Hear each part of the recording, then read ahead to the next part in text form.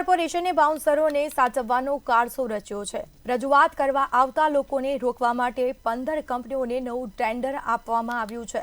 6 crore penalty આપવા છતાં અમુક ખાસ કંપનીઓને સાચવવામાં આવી છે। શું છે મામલો, જોઈએ ખાસ અહેવાલમાં। કોર્પોરેશન સ્ટેન્ડિંગ કમિટીમાં વિવાદિત કામને મંજૂર કરવામાં આવ્યું છે। બાઉન્સર રાખવા પાછળનો મુખ્ય આશય રજૂઆત કરવા આવતા લોકોને રોકવાનો છે, જ્યારે સ્ટેન્ડિંગ ચેરમેન સીએનસીડી અને દબાણ ખાતા માટે બાઉન્સર લાવવાના બહાના હેઠળ આ ટેન્ડર મંજૂર કરવામાં આવ્યું છે। પ્રજાના પૈસે પ્રજાને જ રોકવાનો કારસો રચવામાં આવી રહ્યો છે। 50 કરોડના સ્ટેન્ડિંગ કમિટીએ મંજૂર કરેલા આ કામ પહેલા જે વિવાદિત કંપનીઓ છે તેમના ઉપર 6 કરોડની પેનલ્ટી કરવામાં આવી છે। તેમ છતાં આ કંપનીઓને જ કામ આપવામાં આવ્યા છે। એક તરફ અધિકારીઓ અને સિક્યુરિટી કંપનીઓ કુલડીમાં ગોળ ભાંગતા હોય તેવો પ્રાસ બેસ્યો છે, તો હવે જોઈએ કઈ કંપનીને કેટલો દંડ ફટકારવામાં આવ્યો।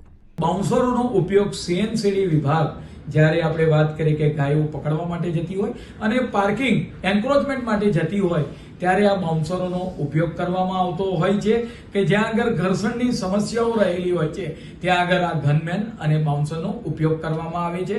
મહાનગરપાલિકા દ્વારા જે આજે સિક્યોરિટીનું કામ છે 3 વર્ષ માટેનું એને મંજૂર કરવામાં આવ્યું છે। જો પણ કોઈ વિવાદિત કંપની હશે તો તેના પર ચોક્કસ કાર્યવાહી કરવામાં આવશે। એસ્કોટ કંપનીને 3,27,600નો દંડ ફટકારાયો, તો શિવ કંપનીને 9,96,000નો દંડ ફટકારાયો। ડોક્સન કંપનીને 6,80,400નો દંડ ફટકારાયો। શક્તિ કંપનીને 2,73,000નો દંડ થયો। રાજપૂત કંપનીને 7,16,400નો દંડ ફટકારવામાં આવ્યો।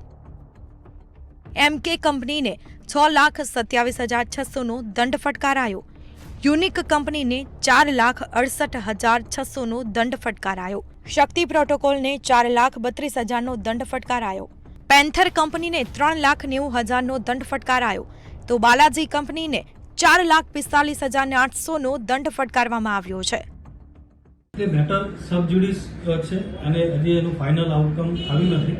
જ્યાં એના દોષો સાબિત થશે તો આપણે તાત્કાલિક એના પર કાર્યવાહી કરવાની થાય, પણ હજી સુધી એ વસ્તુ સાબિત નથી થઈ ત્યાં સુધી આપણે આગળની પ્રોસેસ ચાલુ રાખી છે। આપણી પાસે પેલામાં સત્તા હોય જ છે કે જ્યારે પણ આપણને લાગે કે આ ખોટી વસ્તુ છે તો તાત્કાલિક એને રિમૂવ કરી શકીએ છીએ। લોકોને સમસ્યા હોય તેવા સમયે લોકો પોતાની રજૂઆત અધિકારીઓ સમક્ષ કરવા આવે છે। આમ છતાં પણ અધિકારીઓ તેમના પ્રશ્નોને સાંભળવાની જગ્યાએ બાઉન્સરોને રાખીને લોકોને હટાવવા, મારામારી કરવી અને અભદ્ર ભાષાનો ઉપયોગ કરવો તેવા કિસ્સાઓ સામે આવતા જ રહે છે। ભ્રષ્ટ અધિકારીઓ અને કોન્ટ્રાક્ટરોની મિલીભગત સામે પ્રજા પણ પરેશાન છે। મેહુલ દુધરેજિયા, મંતવ્ય ન્યૂઝ, અમદાવાદ।